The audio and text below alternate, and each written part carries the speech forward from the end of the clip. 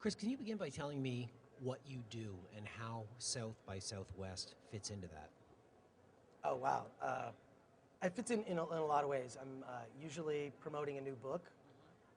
Also, I come here to see film that I'm excited by, mainly for me personally, the documentary. So I love to come here and see the doc. So it's real invigorating creatively.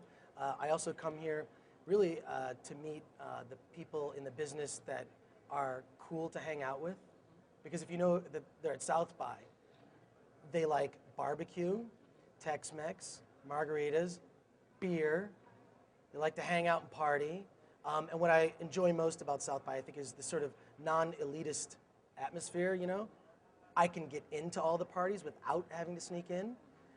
So I just sort of like the whole vibe here is very laid back, cool, and that's why I've been coming every year for the last, 6, 7 years. Yeah.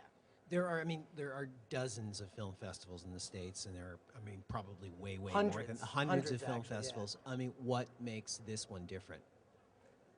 Again, I really think it's more the atmosphere more than anything else. For example, the Alamo Draft House, I can order wings and a pitcher of beer or a bucket of beer and enjoy an independent film. Also, I think that South by, at least in the last couple of years, has really broadened its programming to include movies that may not necessarily be at the top tier festivals, but are worthwhile movies to see. So I think that now South by is starting to have an identity in terms of its programming. So the movies, I know I'm going to come here and I'm going to see movies I won't see at any other festival. So that aspect I enjoy a lot. So yeah, it's just, there's too much to love. Yeah. There's too much to love. You said earlier that you're attracted to the documentaries, and I'm finding that increasingly, when I go to film festivals, one of the first things I'm looking for is what their documentary program is like. Why are you being drawn to documentaries these days? Well, several reasons. One, I just think that they're honest, you know. And also there's just been a revolution in docs in terms of the equipment is cheaper and it's easier to get a doc produced. Also, a couple other reasons. One, you don't get to see a lot of these documentaries in any other place. Sometimes some of these docs will not get distribution. In fact, someone was asking me, well, what films have you seen? I listed off a whole load of docs, and they're like, well, which was good, they were all great. Yeah. They're like levels of great. They were all fantastic. Rat Fink, Maxed Out, can I say fucked? Yes. Are you gonna bleep it? Okay, No. Fucked. Fucked, I saw it, which was great. Jam, I thought was spectacular. All of the docs have been amazing. So I may not get a chance to see them any other way. South by Southwest has grown in its number of registrants between 40 and 50% in 2 years. 2 years ago, I booked a hotel. I was across the street. Yeah. This year, I'm out on the I-35, which is as close as I could get.